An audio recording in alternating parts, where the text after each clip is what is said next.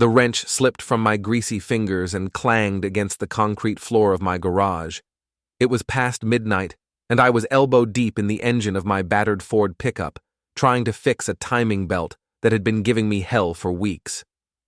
The house behind me glowed with warm yellow light, and through the thin walls I could hear my wife Alicia's voice rising in anger. "Maddie, you need to understand that adults have complicated relationships," she was saying to our 17-year-old daughter. "Dominic is just a friend from work." I wiped my hands on an oil-stained rag and moved closer to the open garage door.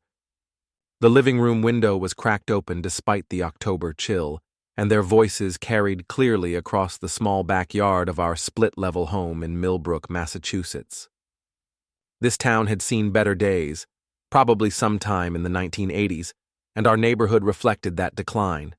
Peeling paint, overgrown lawns, and the kind of people who watched their neighbors a little too closely. "Mom, everyone at school is talking about it," Maddie shot back, her voice sharp with teenage indignation.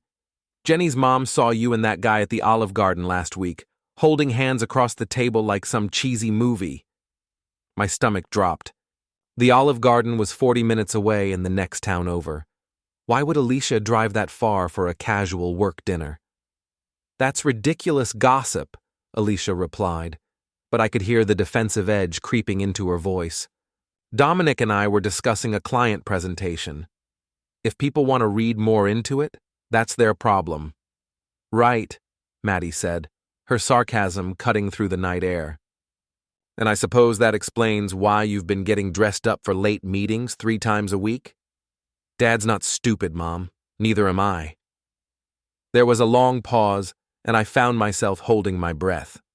Then Alicia's voice came again, colder now, with a tone I'd never heard her use before. "If you don't trust me sharing a bed with my ex, then leave." The words hit me like a physical blow. Ex? When had Dominic become her ex anything? I'd met the guy exactly twice at company parties, a flashy car salesman with perfect teeth and the kind of confidence that came from never having to work with his hands. He was everything I wasn't: smooth, successful, and apparently sleeping with my wife. I stood there in the darkness of my garage, oil stains on my work clothes, calluses on my palms, and felt something cold and hard settle in my chest. Not surprise. If I was being honest with myself, I'd seen the signs for months. The late meetings, the new clothes, the way she'd started looking at me like I was a piece of furniture she was tired of dusting around. No. What I felt was a quiet, calculating fury. I walked through the garage, my work boots echoing on the concrete, and pushed through the door into our kitchen. The fluorescent light buzzed overhead, casting harsh shadows across the linoleum floor that had been there since we bought the house 8 years ago. Everything in this place was tired, including apparently my marriage. Alicia and Maddie were in the living room, squared off like boxers in opposite corners. Alicia had her arms crossed, still wearing the black dress she'd worn to another one of her late meetings. Maddie stood by the stairs, her dark hair falling across her face, but I could see the anger in her posture. They both turned when I walked in, and I saw something flicker across Alicia's face. Guilt, maybe, or just annoyance at being interrupted. "Consider it done," I said quietly. The silence that followed was deafening. Maddie's eyes went wide, and Alicia's mouth opened and closed like a fish gasping for air. "Dave, what are you talking about?" Alicia finally managed. "You said if I don't trust you sharing a bed with your ex, I should leave. So I'm leaving." I kept my voice level, almost conversational. "I'll be out by the weekend." "Dad?"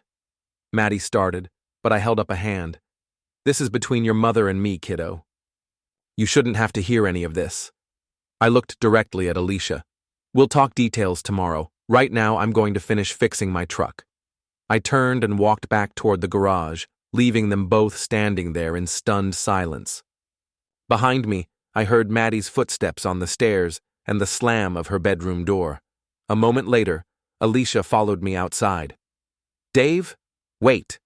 You're being ridiculous." I picked up my wrench and leaned back under the hood.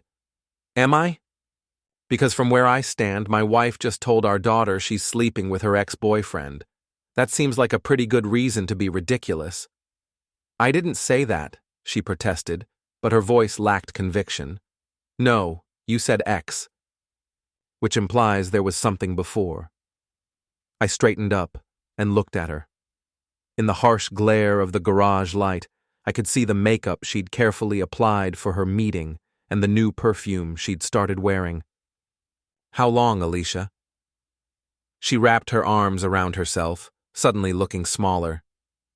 It's not what you think. Then tell me what it is. For a moment, I thought she might actually be honest with me. But then her chin came up, and I saw the defiance in her eyes that I'd been seeing more and more lately. I don't owe you an explanation for my friendships, she said. If you want to throw away 18 years of marriage because you're jealous and insecure, that's your choice. I nodded slowly. You're right. It is my choice. She stared at me for another few seconds, then turned and walked back into the house. I heard the front door slam and watched through the window as she grabbed her purse and car keys. The BMW I'd helped her buy last year roared to life, and she backed out of the driveway fast enough to leave rubber on the asphalt. Going to tell Dominic about our conversation, no doubt. I went back to work on the truck, but my mind was racing. 18 years of marriage, and it had come to this. My wife driving off into the night to seek comfort from another man while our daughter hid in her room, probably texting her friends about her parents' latest drama. The thing was, I wasn't even surprised, disappointed, angry, hurt, all of that. But not surprised. I'd felt Alicia pulling away for the past year, ever since she'd gotten the promotion to creative director at her marketing firm. Suddenly she was making more money than me, traveling to conferences, networking with clients who wore suits that cost more than my monthly salary. I was just the guy who installed security systems for small businesses and coached amateur boxing at Eddie's gym on weekends. The guy who came home with dirt under his fingernails and grease stains on his shirts. The guy who was apparently no longer enough. My phone buzzed. A text from Alicia. We need to talk. Before I could respond, another message came through. This one was a photo. Me, standing in the shadows outside the Sunset Motel on Route 9, taken from a distance, but clearly showing my face and my truck in the background. I stared at the image, confused. I'd never been to the Sunset Motel in my life. It was the kind of place that rented rooms by the hour and didn't ask questions about names on credit cards. Then a third message appeared. What the hell did you do? My blood ran cold as I realized what I was looking at. Someone had been watching that motel and they'd seen me there even though I'd never set foot on the property, which meant either someone was setting me up or someone knew I was going to be there before I did. I grabbed my jacket and keys. If my wife wanted to play games, I was about to change the rules. The Sunset Motel sat on a stretch of Route 9 that had been bypassed by the interstate 20 years ago. Half the neon sign was burned out, and the parking lot was cracked asphalt with weeds growing through the gaps. It was exactly the kind of place where people went when they didn't want to be seen.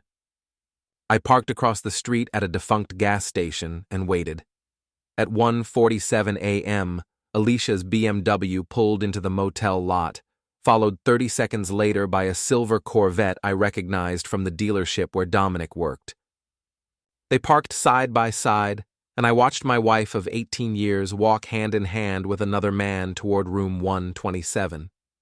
The smart thing would have been to drive home, pack my bags, and call a lawyer in the morning. The smart thing would have been to take the high road, divide our assets fairly, and try to preserve some dignity for our daughter's sake. Instead, I sat there for 2 hours, watching their silhouettes move behind the thin curtains, and let the cold fury in my chest crystallize into something harder and more focused. At 3:30 a.m., they emerged from the room. Dominic kissed her goodbye, a long, passionate kiss that made my stomach turn, and they went to their separate cars. I waited until Alicia was gone before I made my move. Dominic was fumbling with his keys, probably still drunk on adrenaline and whatever cheap champagne they'd shared. He didn't notice me approaching until I was close enough to smell his expensive cologne. "Nice night for a drive," I said conversationally. He spun around, his face going pale in the parking lot lights. "Dave, Jesus, you scared me. What are you doing here?" "Same thing you are, apparently. Though I've got to say, this place doesn't seem like your usual style. What happened to standards?" He straightened up, trying to recover some of his composure. "Look, I don't know what you think you saw. I think I saw my wife walking into a motel room with her ex-boyfriend, which, coincidentally, is exactly what she told our daughter she was doing." I smiled, but there was no warmth in it. Funny how things work out. Dominic's jaw tightened. "Alicia and I have history. Sometimes people reconnect." "Reconnect?" I nodded thoughtfully. "Is that what we're calling adultery these days?" "I'll have to remember that for the divorce papers." "Dave, you need to understand." "No, Dom. You need to understand." I stepped closer, and he instinctively backed against his car. "That woman in there is the mother of my daughter. She's been my wife for 18 years, and you've been screwing her in cheap motel rooms like some kind of common whore." His face flushed red. "You can't talk about her like that." "I can talk about my wife however I want. The question is, what are you going to do about it?" For a moment, I thought he might actually take a swing at me. I almost hoped he would. I'd been boxing since high school, and the rage burning in my chest needed somewhere to go. But Dominic was a salesman, not a fighter. He deflated like a punctured tire. "This isn't how we wanted you to find out," he said quietly. "Oh, there was a plan? How considerate." I pulled out my phone and took a picture of him standing next to his car in the motel parking lot. "Smile, Dom. This one's going in the family album." He lunged for the phone, but I was faster. 25 years of physical labor had kept me in better shape than his gym membership and protein shakes. "Delete that," he demanded. "I don't think so." I pocketed the phone and pulled out my keys. "But I'll tell you what I am going to do." I walked over to his precious Corvette, the car he'd been bragging about at the last company party, the one that cost more than I made in 6 months, and dragged my house key along the driver's side door. The scrape of metal on metal was deeply satisfying. "You're insane!" he shouted, but he didn't try to stop me. I carved cheater into the hood, taking my time with each letter. When I was finished, I stepped back to admire my handiwork. There. Now everyone will know what kind of man drives this car. Dominic stood there with his mouth hanging open, staring at the damage. "Do you have any idea how much this is going to cost to fix?" "Less than a divorce lawyer, I'd guess." I started walking back toward my truck. "Give Alicia my regards. Tell her I'll be in touch about those details we need to discuss." I was almost to my truck when I noticed the figure standing in the shadows by the motel office. Mrs. Callahan, our elderly neighbor, was watching the entire scene with obvious fascination. She had her phone out, probably recording everything for posterity. Great. By morning, the whole neighborhood would know about my midnight adventure. I drove home in silence, my hands steady on the wheel despite the adrenaline coursing through my veins. The house was dark when I pulled into the driveway, and Alicia's BMW was already there. She'd beaten me home by 20 minutes, which meant she'd probably been watching from the motel room window when I had my conversation with Dominic. I parked in the garage and sat there for a few minutes, trying to process what I'd just done. In the space of one night, I'd gone from faithful husband to vandal. It should have bothered me more than it did. My phone buzzed. A text from an unknown number. "Saw what you did at the motel." That was stupid. Delete the photos and apologize, or this gets worse for everyone. I stared at the message, trying to figure out who might have sent it. Dominic didn't have my number, and Alicia was asleep upstairs. Unless... Another text came through, this one from Alicia. "We need to talk." Then a third message, with a photo attachment. It was the picture Mrs. Callahan had taken of me keying Dominic's car, clear enough to hold up in court. What the hell did you do? I looked up at the house, where a light was now on in our bedroom window. Alicia was awake, probably texting with Dominic about damage control. They'd both known this moment would come eventually, but they hadn't expected me to fight back. That was their first mistake. I got out of the truck and walked into the house. Alicia was waiting for me in the kitchen, still wearing the black dress from her date. Her makeup was smudged, and her hair was mussed in a way that made it obvious what she'd been doing for the past few hours. "You keyed his car," she said without preamble. "His car was in the way of my key," I replied. "Funny how these things happen. Dave, this is serious. He could press charges." "For what? Expressing my artistic opinion on the hood of his midlife crisis mobile?" I opened the refrigerator and pulled out a beer. "Besides, I doubt Dom wants to explain to the police what his car was doing at a motel at 3 in the morning. She wrapped her arms around herself, suddenly looking vulnerable. "This isn't how I wanted things to happen." "No kidding. How did you want them to happen? Were you planning to keep screwing him indefinitely, or was there some kind of exit strategy? Don't be crude." "Crude?" I laughed, but there was no humor in it. "My wife is having an affair with a used car salesman, and I'm being crude?"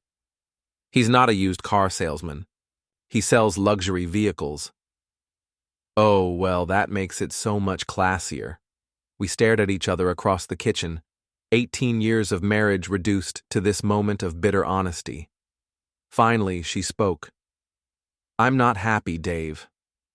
I haven't been happy for a long time. So, you decided to fix that by screwing around behind my back?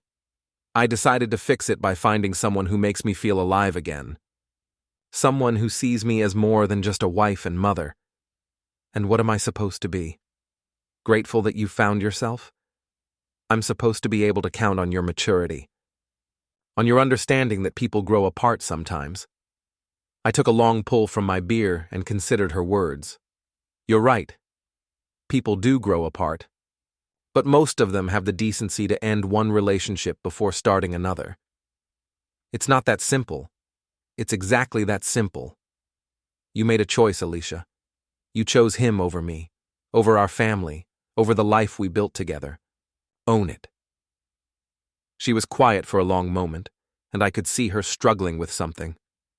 Finally, she looked up at me with tears in her eyes. "I do choose him," she said quietly. "I'm sorry, but I do." I nodded slowly. "Then we're done here." I finished my beer and set the empty bottle on the counter. "I'll be out by the weekend. We can figure out the details through lawyers." "Dave, wait." But I was already walking toward the stairs. I had packing to do, and for the first time in months, I knew exactly what I needed to do next. The war was just beginning. Eddie's boxing gym occupied the back half of an old auto repair shop on the wrong side of Millbrook's main drag.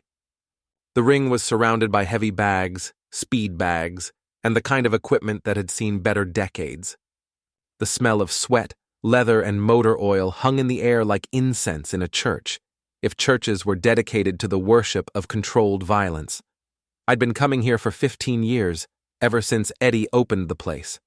It was where I'd learned that anger could be channeled into something useful, where I'd discovered that hitting things was sometimes the only honest response to life's disappointments. "You look like hell," Eddie said when I walked in Thursday morning. He was in his mid-40s, built like a fire hydrant, with hands that had been broken so many times they looked like abstract art.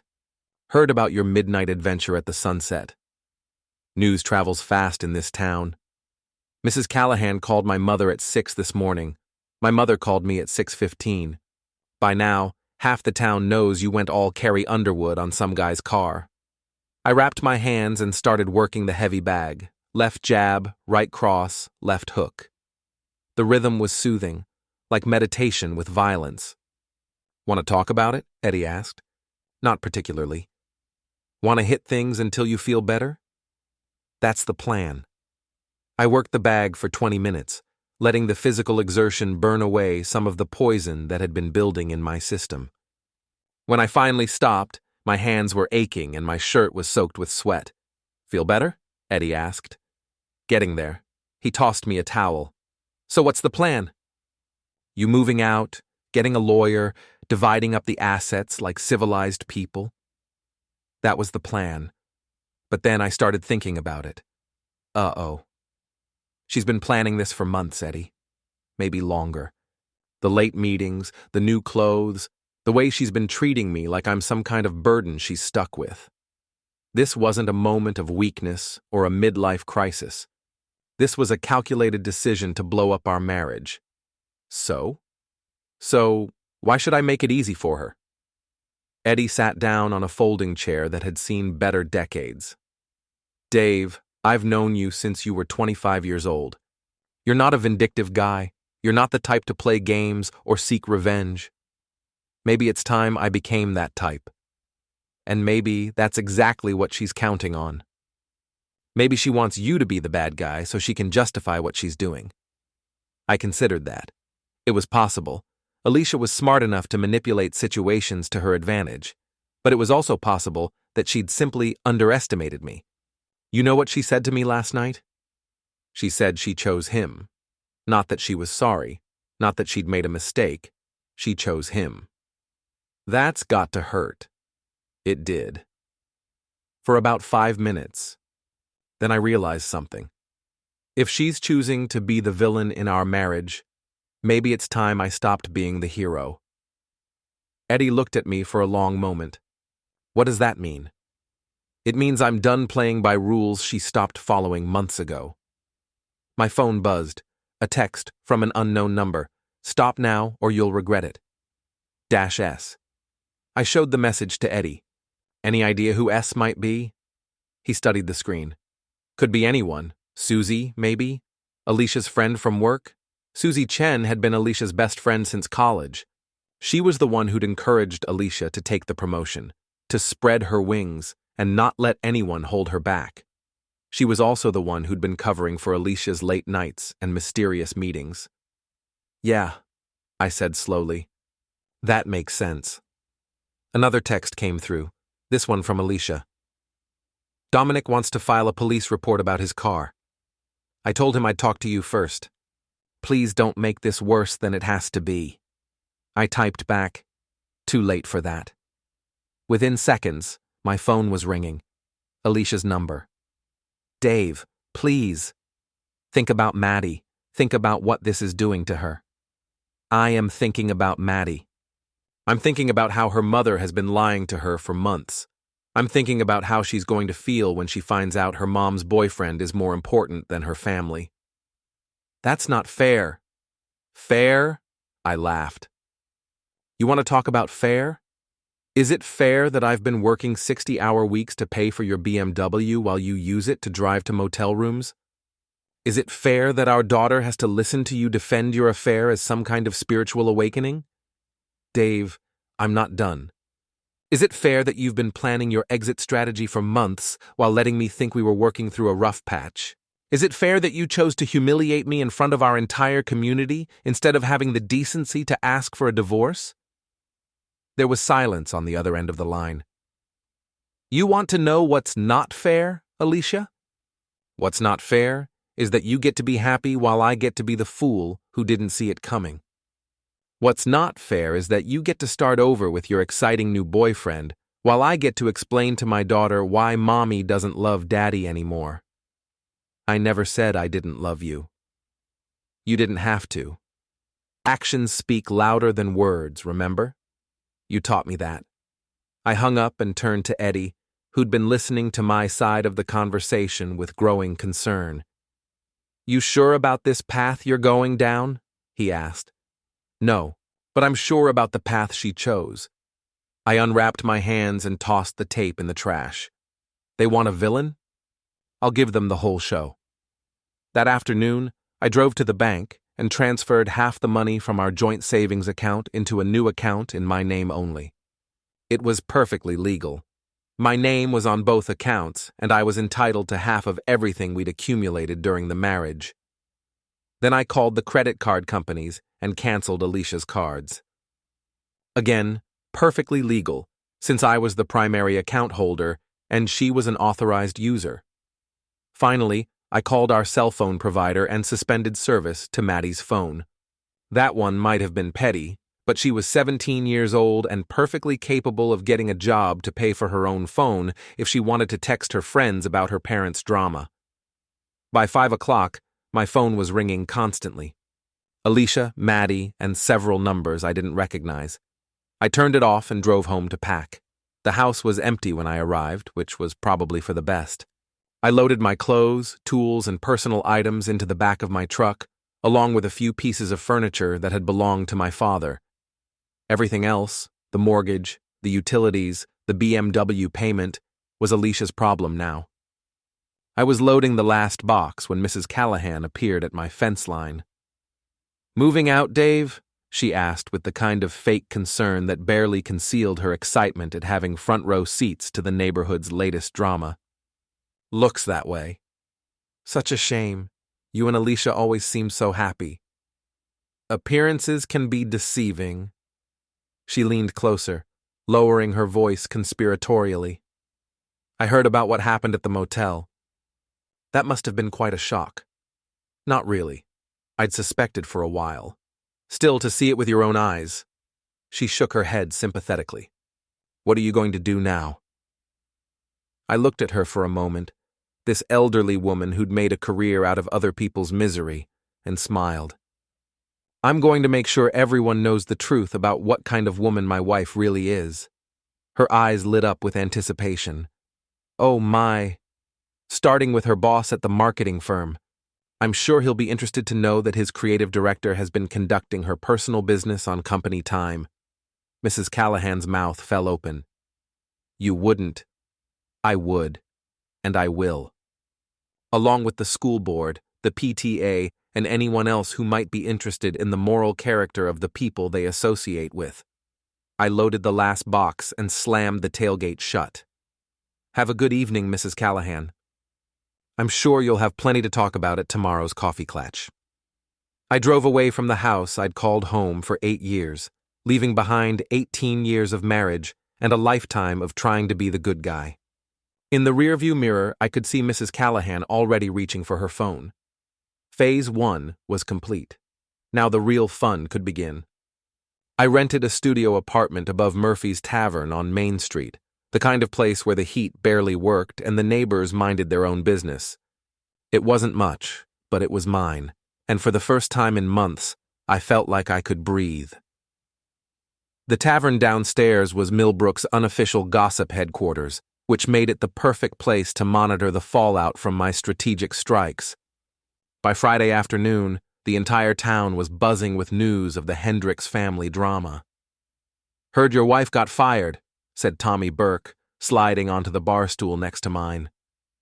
Tommy ran the hardware store and had never met a piece of gossip he didn't want to dissect. "Is that what you heard?" "Mrs. Callahan says she was escorted out of the building yesterday afternoon. Something about inappropriate conduct with a client." I took a sip of my beer and said nothing. The truth was, I'd called Alicia's boss and suggested he might want to look into her recent travel expenses and meeting schedules. I'd also mentioned that she'd been conducting personal business during work hours and using company resources to facilitate her affair. I hadn't expected him to fire her immediately, but apparently the marketing firm had a strict policy about employee conduct. Who knew? "Also heard Dominic Santos got demoted at the dealership," Tommy continued. "Something about missing work and damaging company property." That was news to me, but not unwelcome news. Apparently the scratches on his Corvette had raised questions about his judgment and professionalism. When his boss discovered he'd been taking extended lunch breaks to meet with married clients, it hadn't gone well. "Terrible shame," I said, not meaning it at all. "Your daughter's been staying with the Chen family," Tommy added. "Susie Chen, you know her?" I knew her. Susie had been Alicia's college roommate and maid of honor at our wedding. She was also the one who'd been covering for Alicia's affair and sending me threatening text messages. "Maddie's probably better off there for now," I said. "Less drama." Speaking of drama, you hear about the school board meeting next week? Apparently, there's going to be some kind of special presentation about family values and community standards. I smiled into my beer. The school board meeting had been my idea.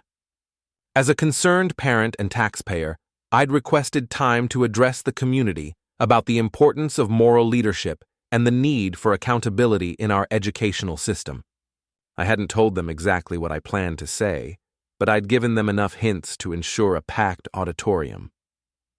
My phone buzzed. A text from Susie. "We need to talk. Murphy's Tavern. 1 hour." I showed the message to Tommy, who whistled low. "Susie Chen wants to meet you. This should be interesting." An hour later, Susie walked into Murphy's like she owned the place. She was a small woman with sharp features and the kind of aggressive confidence that came from never being told no. She'd always intimidated me a little, which was probably why I'd never questioned her influence over Alicia. She slid into the booth across from me without being invited. "You need to stop this," she said without preamble. "Stop what?" "You know what? The phone calls, the financial games, the public humiliation. Alicia is falling apart." "Good. Maybe now she knows how I felt." Susie leaned forward, her eyes flashing with anger. "You're destroying innocent people to satisfy your wounded ego." "Innocent people?" I laughed. "Which innocent people are we talking about? My wife, who's been cheating on me for months? Her boyfriend, who's been screwing a married woman? Or you, who's been helping them cover it up?" I was trying to protect everyone. By lying to me? By helping my wife sneak around behind my back? By threatening me with anonymous text messages? She had the grace to look embarrassed. "I thought if you found out gradually, it would be less painful." For who? For me or for Alicia? For everyone. For Maddie. "Don't." I pointed a finger at her. "Don't you dare use my daughter as an excuse for your manipulation. Maddie is suffering because her mother chose to blow up our family, not because I'm refusing to pretend it didn't happen." Susie sat back, and I could see her recalculating her approach. "What do you want, Dave? What's it going to take to end this?" "I want the truth. All of it. How long has this been going on? How many people knew? And what exactly is your role in all of this?" She was quiet for a long moment, staring at her hands. When she finally looked up, there was something different in her eyes, something that looked almost like relief. "It started about 8 months ago," she said quietly. "Alicia was feeling trapped, unfulfilled. She said you didn't understand her ambitions, that you were holding her back. So she decided to have an affair? She decided to explore her options. Dominic was persistent, charming. He made her feel desirable again. And you encouraged this?" "I encouraged her to be honest about what she wanted. If that meant ending her marriage, then she should end her marriage. If it meant working things out with you, she should do that instead. But she chose option 3, have her cake and eat it too." Susie nodded reluctantly. She was scared. Scared of starting over, scared of hurting you and Maddie, scared of making the wrong choice. So she made no choice at all and let me be the fool. That wasn't the plan. What was the plan, Susie? She took a deep breath. The plan was for you to find out gradually.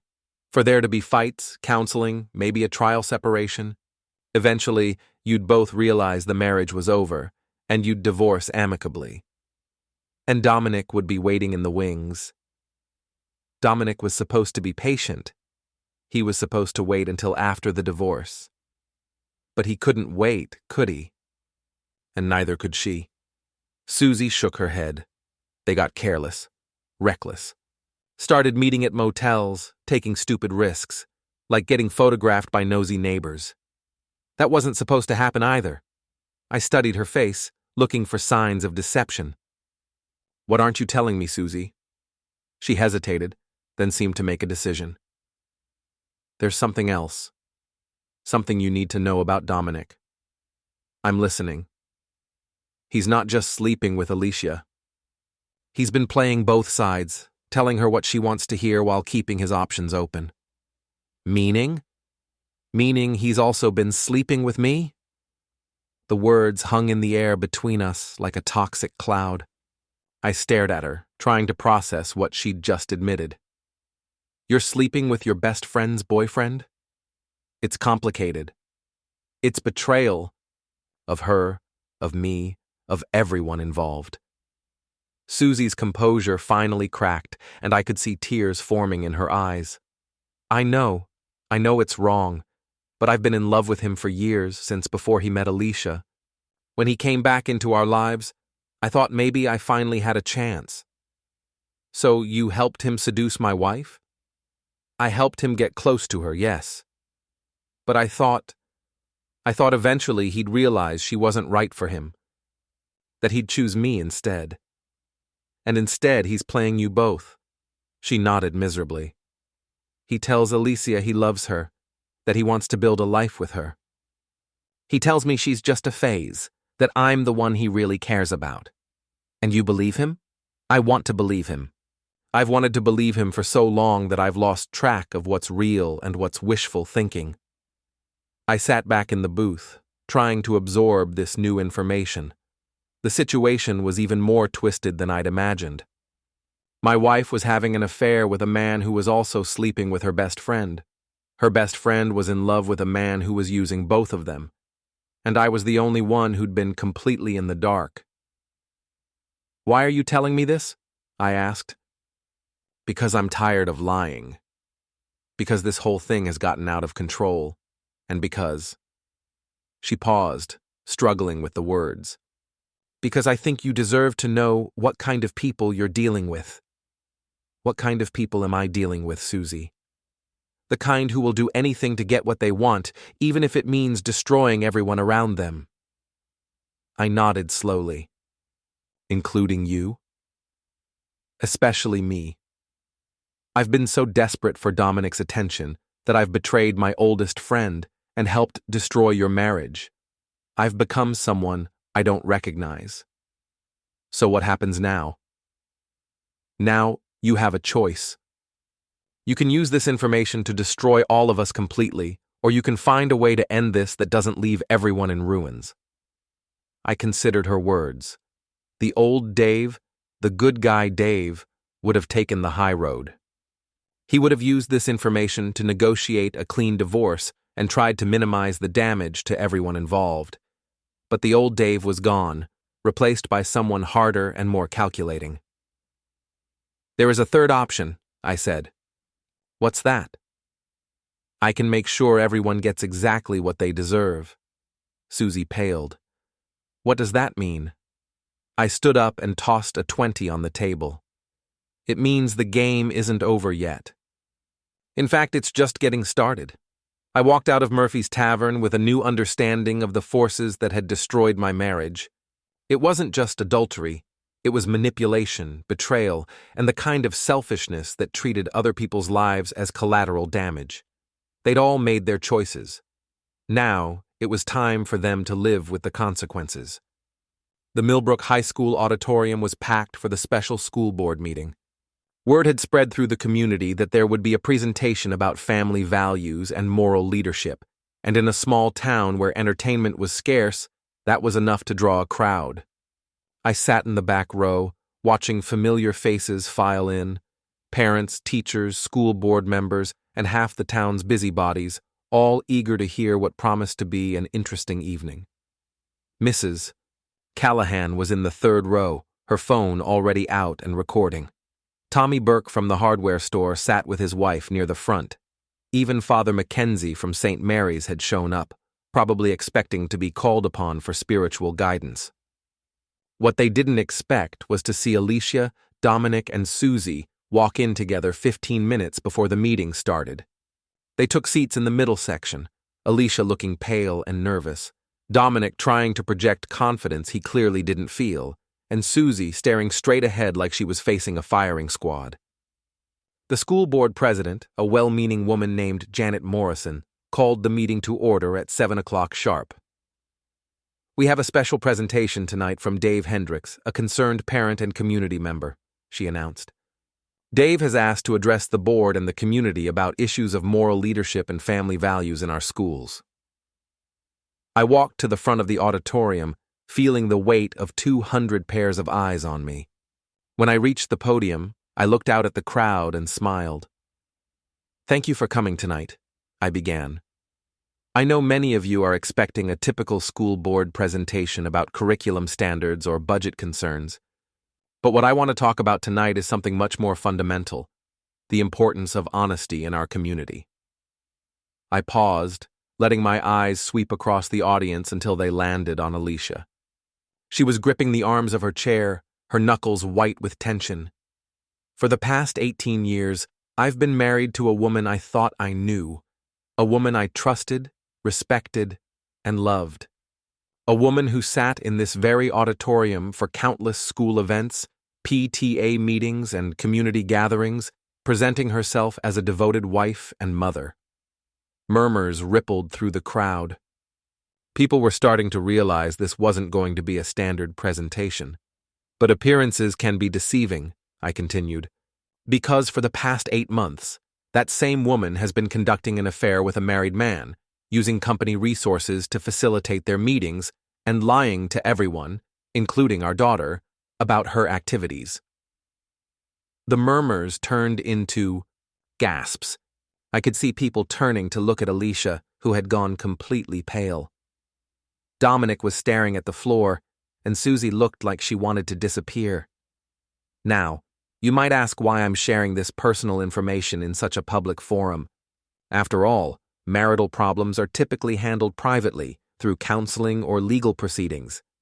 But this isn't just about my marriage. This is about the kind of community we want to live in. I clicked a remote, and the first slide appeared on the screen behind me. It was a photo of the Sunset Motel, with Alicia's BMW and Dominic's Corvette clearly visible in the parking lot. "This photo was taken 3 weeks ago at 2 a.m. That's my wife's car on the left and her boyfriend's car on the right.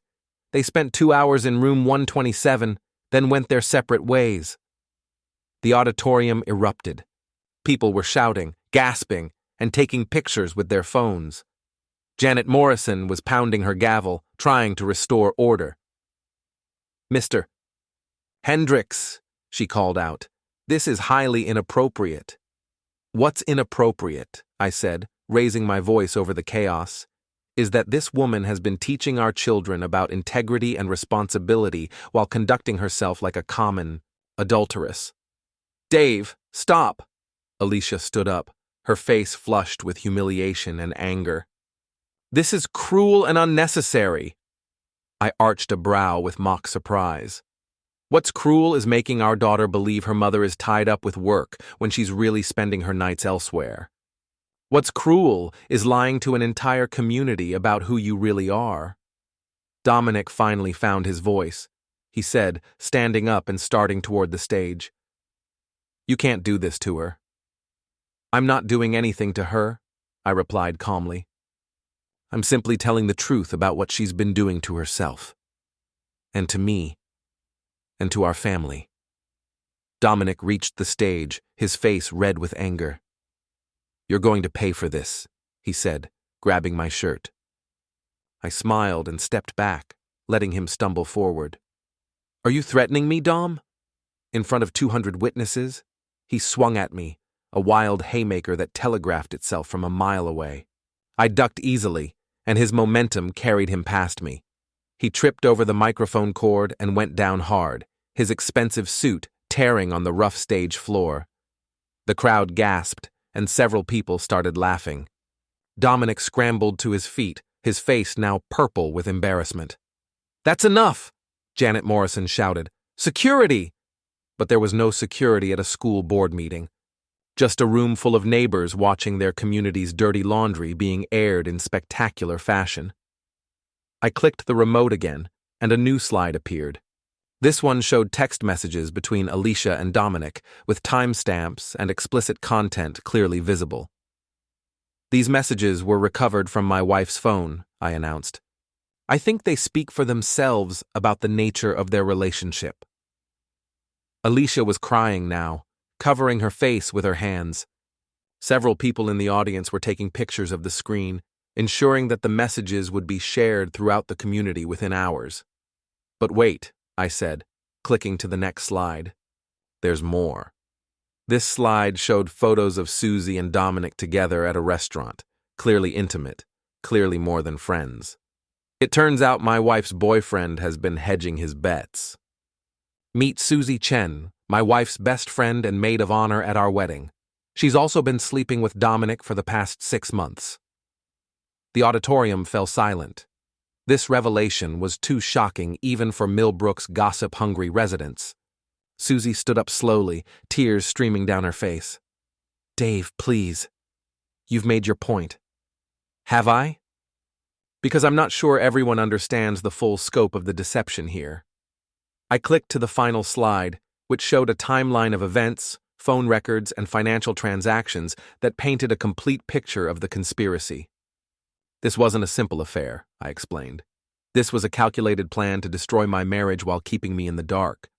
Susie helped facilitate meetings, provided alibis, and even sent me threatening messages when I got too close to the truth. I looked directly at Susie. Tell them about the plan, Susie. Tell them how you were going to let me find out gradually, how you were going to manipulate me into asking for a divorce so Alicia could play the victim. Susie shook her head, unable to speak. No?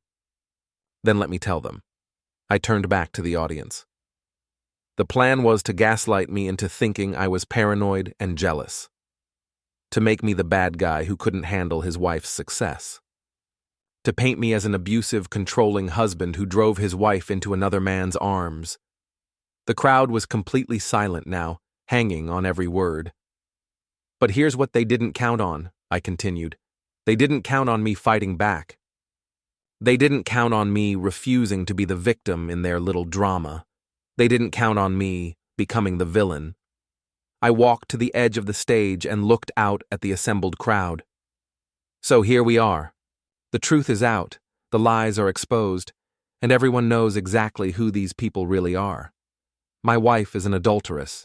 Her boyfriend is a manipulative user. And her best friend is a backstabbing conspirator who betrayed everyone she claimed to care about. I paused, letting the words sink in. The question now is, what kind of community do we want to be? Do we want to be the kind of place where this behavior is tolerated, where liars and cheaters are allowed to present themselves as moral authorities? Or do we want to be the kind of place where actions have consequences? The silence stretched on for nearly a minute. Then, slowly, people began to respond. Some applauded. Others shook their heads in disgust. A few got up and walked out, probably to start making phone calls. Mr. Hendricks, Janet Morrison said, her voice shaky, I think you've said enough. You're right, I agreed. I have said enough. The truth has been told, and now everyone can make their own decisions about how to respond to it. I walked off the stage and headed for the exit, ignoring the chaos erupting behind me. People were shouting questions, taking pictures, and arguing among themselves. Alicia was sobbing. Dominic was trying to help her while simultaneously backing away from Susie, who was standing alone in the middle of the row, abandoned by everyone. I pushed through the crowd and stepped out into the cool October night. The parking lot was already filling with people who'd left early to avoid the crush, and I could hear the buzz of excited conversation as the news spread. My phone was buzzing with calls and text messages, but I ignored them all. I'd said what I needed to say, done what I needed to do. The rest was just aftermath. I walked to my truck, got in, and drove away from the school, leaving behind the wreckage of my marriage, my reputation, and my old life as the good guy who always tried to do the right thing. In the rearview mirror, I could see people streaming out of the auditorium, their phones already out, spreading the story throughout the community and beyond. By morning, everyone in Millbrook would know the truth about Alicia Hendricks, Dominic Santos, and Susie Chen. Their reputations were destroyed, their relationships were in ruins, and their carefully constructed lies had been exposed for the world to see. I'd won. Completely, devastatingly, and publicly. And for the first time in months, I felt genuinely satisfied. The villain had triumphed, and everyone got exactly what they deserved.